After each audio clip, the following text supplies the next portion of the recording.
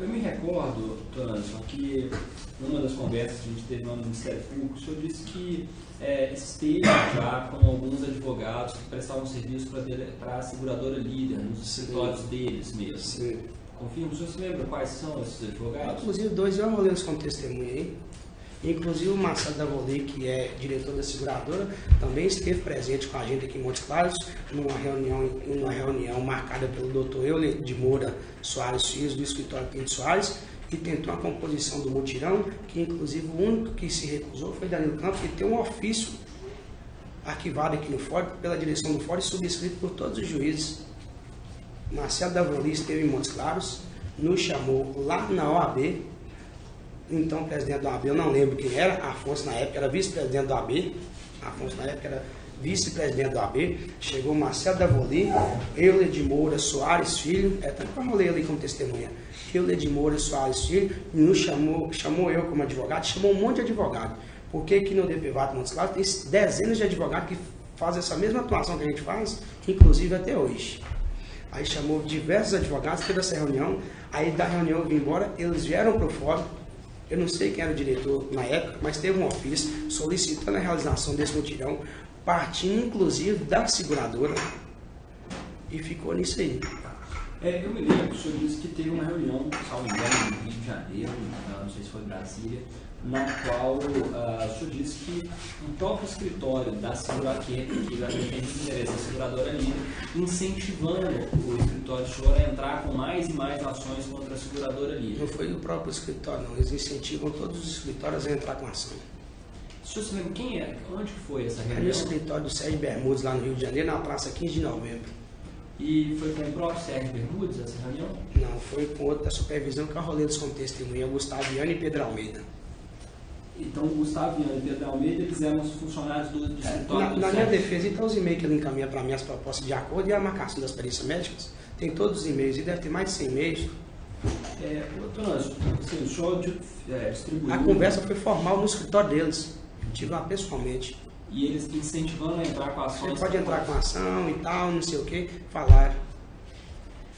A que o senhor atribui essa orientação de advogados da própria seguradora líder para que ajuizassem o máximo de ações, ajuizar muitas ações? É o seguinte, os escritórios falavam o seguinte, o boato que enrolava na época era o seguinte, a seguradora sempre fazia a campanha de conciliação. Inclusive a seguradora recebeu até um prêmio Inovar do CNJ, que eu acho que pela campanha de conciliação. Aí à medida que você entrava com a ação, tinha época que tinha campanha, tinha época que não tinha. Não era só comigo não, era com todos os advogados aqui do Norte de Minas. E não foram só os 8 que foram denunciados não, foram centenas de outros, inclusive, que estão aí na mesma situação, praticam o mesmo serviço até hoje. Isso eu falo, ou seja, que continua fazendo acordo mesmo sem haver invalidez? A seguradora faz eu não tenho ações na justiça, depois eu só parei com aquelas que não tem mais. A seguradora, eu fico olhando só para me observar, a seguradora faz acordo do mesmo jeito, hein? Mesmo quando não tem invalidez, não? Não é quando não tem invalidez, não. Ela analisa de acordo caso a caso e na maioria dos casos a seguradora mesmo é o meu médico. E a gente consegue perceber que em algumas ações, acho que não era esse caso aqui, o Poder Judiciário indeferia o acordo e determinava a realização de perícia. E ainda assim, antes mesmo da realização da perícia, a seguradora peticionava fazendo acordo.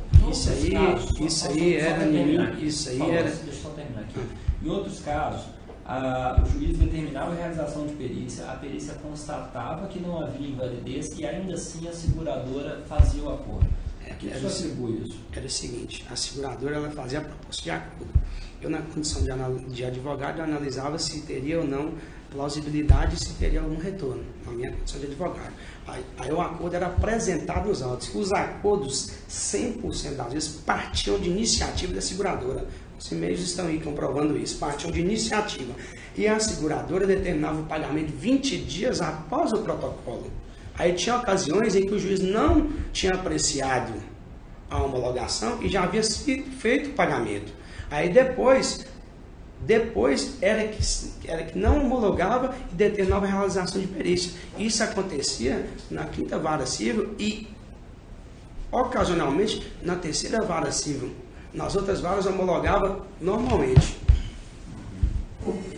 quando o senhor disse que teve reunião lá no escritório do Sérgio Bermudes com o Gustavo Viana e o Pedro Almeida, e que eles incentivavam a propositura de ações e a propositura de ações contra a seguradora líder, eles já adiantavam que a seguradora facilitaria o acordo, que era... Não, eles falavam o seguinte, a seguradora, eles falavam assim, por que você não propõe mais ações lá, doutor? Porque o escritório aqui que recebe as ações de lá e outros escritórios, aí o escritório aqui vai ter campanha de acordo, vai ter acordo de futuramento, vai ter mutirão, incentivar pelo CNJ.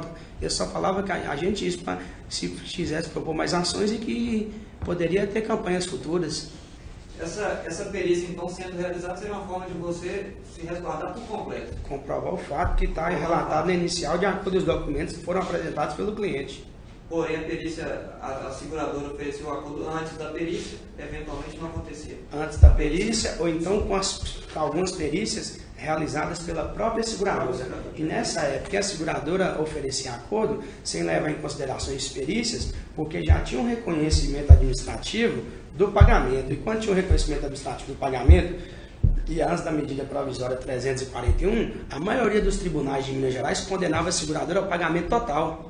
Inclusive, eram as decisões aqui da primeira vara da procedência, da segunda vara, da terceira e da quarta. O único que não aceitava isso era na quinta vara civil, que em alguns recursos, a maioria do tribunal dava provimento, porque isso era unânime no tribunal, porque daquela questão que eu falei da regularização via uma legislação e que não foi, e quem fazia isso era a SUSEP, e depois quem fez foi a própria medida provisória.